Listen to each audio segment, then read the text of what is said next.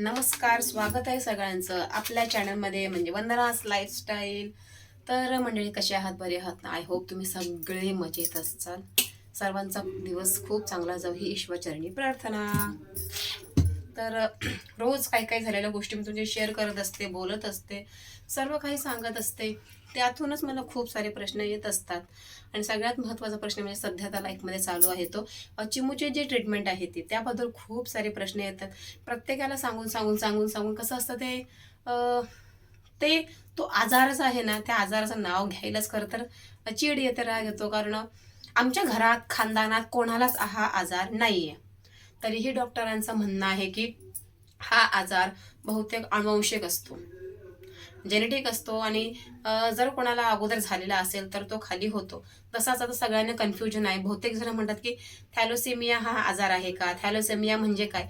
तर तुम्हा सगळ्यांना माहितीच आहे की आता जो बिग बॉस मराठी 6 मध्ये गेलेला प्रभू जो आहे कंटेस्टंट, त्याला जो आजार आहे त्याला म्हणतात थॅलोसेमिया. म्हणजेच अ, आपल्या पालकांकडून येणारा आजार, जेनेटिक, त्याला अनुवंशिक म्हणतात.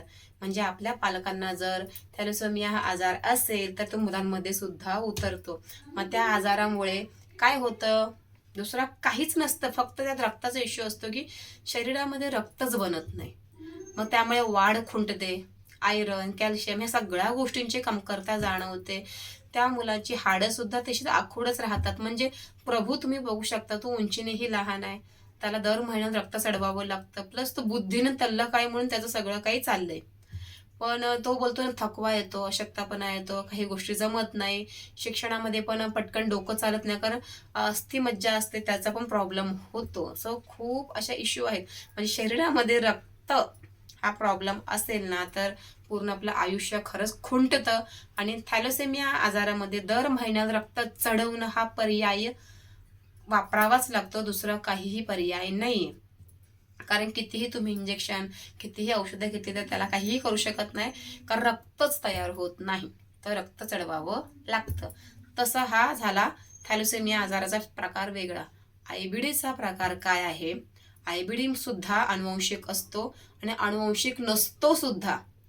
आता अजूनही ते आम्हाला तात्पर्य काढणं गरजेचं आहे. म्हणजे अजून काढलेलं नाही. ती जी टेस्ट असते, जेनेटिक टेस्ट, ती अजूनही बाकी आहे. त्यामध्ये तिचा जो आजार आहे तो जेनेटिक आहे की नाही हे पाहणं महत्त्वाचं आहे. कारण त्याच्यावरही औषधं वेगवेगळी आहेत.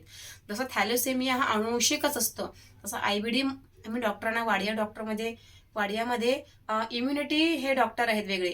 काहीतरी इम्युनिटॉलॉजिस्ट असं काय आहे, त्या सेक्शनला मी गेलो होतो. तिथे त्या डॉक्टरांना विचारलं अनुवंशिक काय असतं, या कशा प्रकारे असतात. ते काय म्हणाले की जर अनुवंशिक असेल तर जी औषधं आहेत ती आम्ही चालू करू. पण जर अनुवंशिक नसेल तर त्याला वेगळी औषधं आहेत. आणि काहीतरी सांगितलं ते मी 10 महिने झाले त्या गोष्टीला. आय थिंक अनुवंशिक असेल तर बऱ्यापैकी आजार क्लिअर होईल, कारण त्याच्यावर औषधं भरपूर आहेत. पण अनुवंशिक नसेल आणि तिला स्वतः म्हणजे ती फर्स्ट आहे, तर मुश्किल आहे, थोडंसं काळजी घ्यावी लागेल.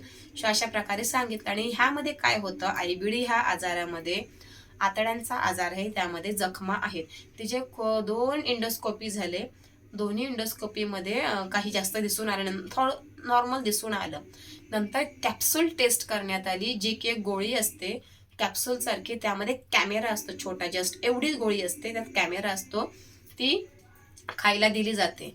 इवन मला वाटते तिला सकाळी 10-11 वाजता तिला ती गोळी खायला दिली होती. आणि आदल्या दिवशी रात्री 12 वाजता तिला जी औषध दिलं होतं त्यामुळे तिचं पोट पूर्ण साफ झालं होतं. म्हणजे पोटात जेवण वगैरे काहीही नकोय. कारण त्या कॅमेऱ्यामुळे ना सगळं जेवण वगैरे दिसणार, त्यामुळे ते काही नको. पोट साफ केलं. सकाळी 10-11 वाजता येऊन त्या डॉक्टरांनी ती कॅप्सूल, तिला गोळी जात सण होती, आम्ही ती बोटाने कोंबून ती आतमध्ये घातली, कारण मोठी होती, गोळीपेक्षा ती मोठी होती. आणि पोटाला सगळे ते वायरी वगैरे लावलेल्या होत्या आणि हातात तिच्या छोटासा असा डब्बा होता. त्यात दिसत होतं सगळं कॅमेरा, म्हणजे गोळी कुठवर चाललेली आहे ते सगळं ती हँडल करत होती. पण तिला जेवायचं नव्हतं. ती आदल्या रात्री 9 वाजल्यापासून जी उपाशी होती ती दुसऱ्या दिवशी रात्री 9 पर्यंत म्हणजे तब्बल 24 तास ती उपाशी होती. अक्षरशः तरफडत होती, त्रास होत होता.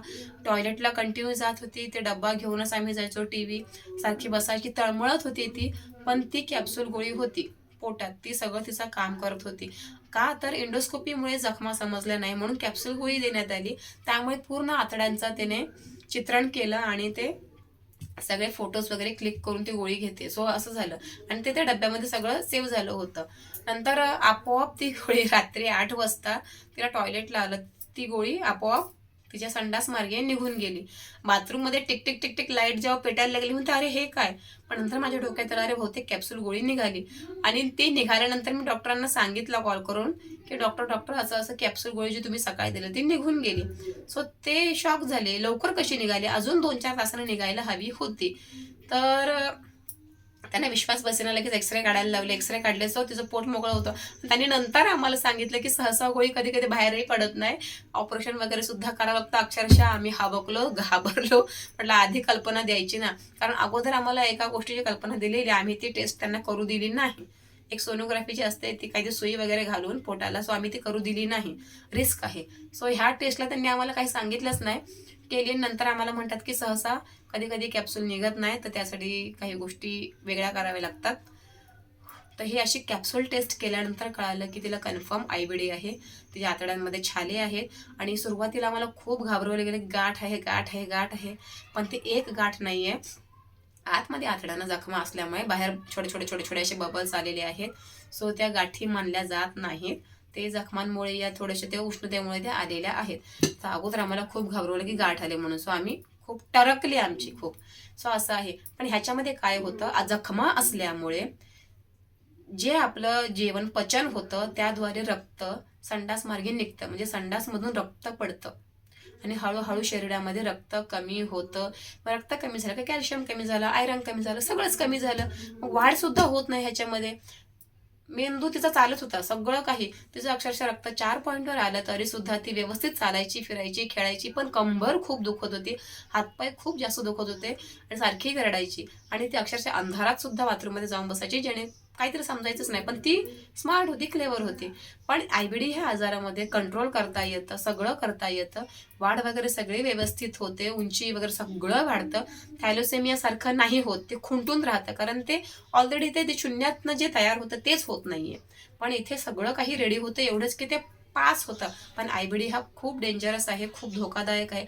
जर त्याची काळजी घेतली नाही तर जे आपले गुप्तांग आहेत तिथून अक्षरशः गरमी बाहेर पडते आणि उठता बसता सुद्धा येत नाही, तोंडातून सुद्धा जेवता येत नाही, असे प्रकार होतात. म्हणजे माणूस तर जिवंत राहतो, पण काय होतं, तुमचं जगणं मुश्किल होतं, खाणं पिणं निश्वार होतं. त्यामुळे ह्या गोष्टींची काळजी घेणं महत्त्वाचं आहे.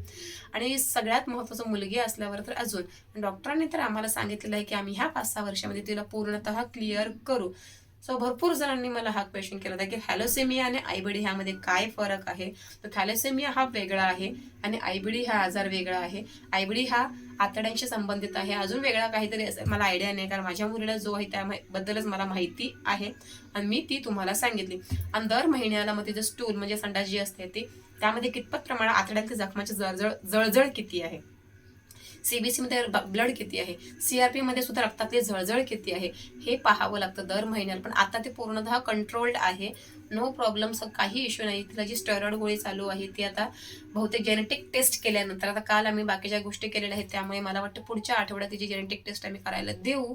त्यानंतर आम्हाला समजेल की आहे की नाही ती जेनेटिक. सो ते नंतर बघू. आणि बहुतेक आता त्या एक्स्ट्रा गोळ्या ज्या आहेत, ज्या महत्त्वाच्या आहेत ज्या आयबीडीवर, त्या बहुतेक पुढच्या महिन्यापासून चालू होतील. आत्ताच्या गोळ्या आम्ही का थांबवल्यात, कारण तोंडातून हिरड्यातून तिला प्रॉब्लेम होतोय त्या गोळ्यांमुळे. कारण ती गरमी, मी तुम्हाला सांगते, आयबीडीचा आजार भरपूर जणांनी आम्हाला काय सांगितलं, तू देवाचं नाम कर, जप कर, हे कर, सगळं करतोय, पण तुमचं ऐकून मी ते जे बाकीच्या गोष्टी मेडिकली आहेत ते नाही सोडू शकत. कारण तेच सगळ्यांचं ऐकून 2.5 वर्ष 2 वर्ष आमची वाट लागली आणि पोरीची एवढी अवस्था खराब झाली.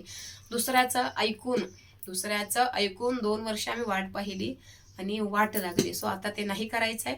खूप जण म्हणतात की आम्हाला मूर्खात काढतात की ह्यांना काय कळत नाही, हे देवाचं हे ते करत नाही, असं नाही करत, तसं नाही करत. तर उलट मी समजून काय घेते, जाऊ दे, समोरचा व्यक्ती आपल्याला मूर्ख समजतो ना, समजू दे, पण आपण आपल्या परीनेच काम करायचं. त्याला राहू दे खुश, तो समजतो आपल्याला मूर्ख तर त्याला समजू दे, काय असेल ते असेल. सो प्रत्येकाने कुठलाही आजार असो, प्रत्येक जण काय म्हणतोय की देवाचं नाव घ्या बरं होतं. तुम्ही देवाचं नाव घ्या, सगळं करा, पण जे साईड बाय साईड तुमचं मेडिकली जे काही औषध पाणी डॉक्टर आहे सगळं क्लिअर करा. काही गोष्टी नॉर्मल असतात ज्या आपण सोडून द्यायच्या असतात, त्या आपल्या म्हणतात ना परिस्थितीने या आपल्या वातावरणानेच ओके. जसं सर्दी खोकला वगैरे ह्या गोष्टी ठीक आहे, हे संसर्गजन्य आहे, पण थॅलोसेमिया संसर्गजन्य नाही. तो याला त्याला भेटून बोलून होत नाही. या आयबीडी सुद्धा संसर्गजन्य नाही. दोन्हीही आजार जेनेटिक आहेत, दोन्हीही. कारण जसं मी आता बघते चिमूचे, ह्याच्यावर मी पूर्ण माहिती जशी मला समजले त्यावरून दोन्हीही आजार जेनेटिक आहेत, संसर्गजन्य नाही, ते संसर्गाने पसरत नाही. सो हे सगळं आहे.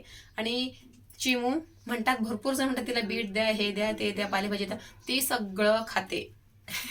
सगळ्यात जास्त तिला नॉनव्हेज आवडतं आणि बाकीचे बीट गाजर पालेभाजी सगळं ती खाते.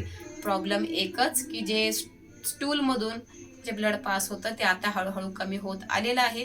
पण काय होतं ना, औषधाची गरमी पण सुद्धा सहन होत नाही. कधी कधी आपल्या शरीराच्या टेम्परेचर सुद्धा त्या गोष्टीला सहन होत नाही. म्हणून तिला आधीमध्ये आपण ट्रॅव्हल जरी केलं ना तरी तिला त्रास होतो. जसं आपण गावाला जायचं असेल आणि आपण आधीमध्ये काही खाल्लं तर आपलं पोट बिघडतं, बरोबर की नाही?